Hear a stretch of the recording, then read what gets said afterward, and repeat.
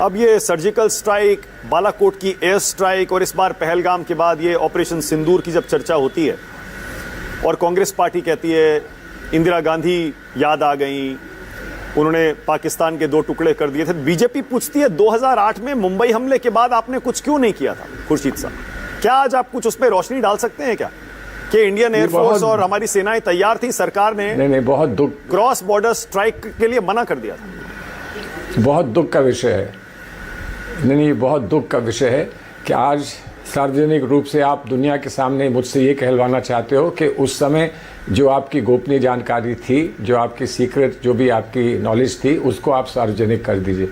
जब हम ऐसे मौके पर सरकार को पूरा सहयोग देने की बात कर रहे हैं और सरकार के साथ खड़े हैं, तो सरकार की ओर से, सरकार ने ना कहा हो लेकिन सरकार की ओर से कोई ऐसी बातें करता है तो बहुत दुख का विषय है।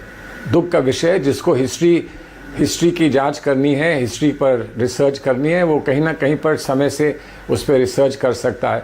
लेकिन आज इस माहौल में जबकि सीज़ फायर का ऐलान हुआ है और वो ज़बरदस्ती हम पर नहीं हुआ है, वो हमने माना है, हमने स्वीकार किया है, तो आज जब सीज़ फायर का वो हुआ है, ऐलान हुआ है, घोषणा हुई है, तो उस समय ये चीज़ निकाल के, पुरानी बातें निकाल कर माहौल को, वातावरण को बिगाड़ा जाए, मैं नहीं समझता हूं कि ये देश के हित में है कि ये देश के विरोध में है। ओके, अब खुर्शीद साहब, ये जो नई एक पॉलिसी हिंदुस्तान की है कि अगर अटैक होगा तो हम घुस के मारेंगे, एलओसी और बॉर्डर भी क्रॉस करेंगे, ये एक शिफ्ट आप मानते हैं ना? ये तो हुआ है ना?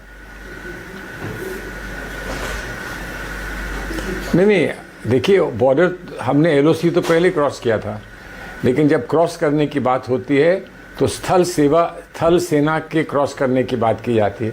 नहीं तो जहाज़ तो कभी भी क्रॉस करते आए हैं और जहाज़ को क्रॉस करने की आवश्यकता भी नहीं होती, वो अपनी तरफ से ही, अपने ही स्पेस से फायर कर सकता है और 200-300 किलोमीटर तक वो दाग सकता है।